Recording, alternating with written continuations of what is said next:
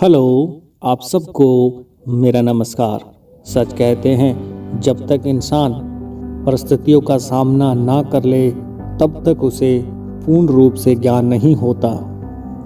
ऐसा ही वाक़या इटली के एक वर्ग पुरुष के साथ बीता।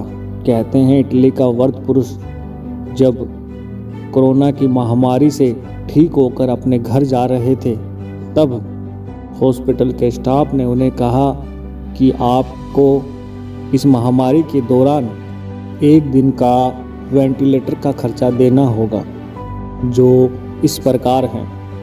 वर्द ने उनकी बात सुनी और सुनते ही उनकी आंखों में आंसू आ गए और वो रोने लग गए। इतना देखते ही हॉस्पिटल के स्टाफ ने कहा कि घबराने की कोई बात नहीं, अगर आपके पास पैसे नहीं हैं तो आप चिंता ना करें, आप बगैर पैसे दिए ही अपने घर जा सकते हैं। इतना सुनने के बाद वृद्ध व्यक्ति ने कहा कि पैसे की कोई बात नहीं, पैसे तो मैं आपको दे ही दूंगा।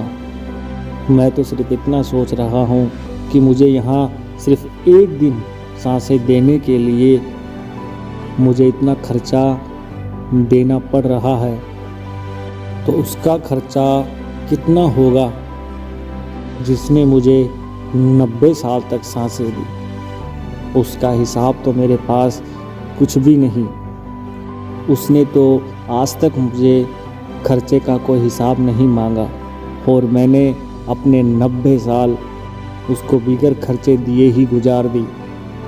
जब उसकी सांसों का हिसाब होगा तो मैं उसे क्या दे पाऊंगा, और आज तक मैंने ऐसा कुछ किया भी नहीं जो उनकी सांसों का हिसाब मैं चुका सकूं।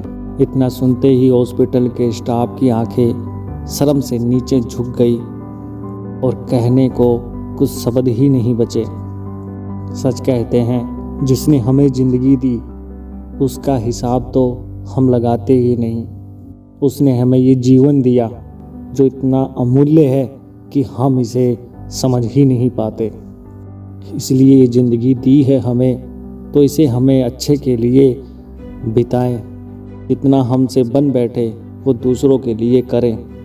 बस अपने इस जीवन का सदुपयोग करें। धन्यवाद।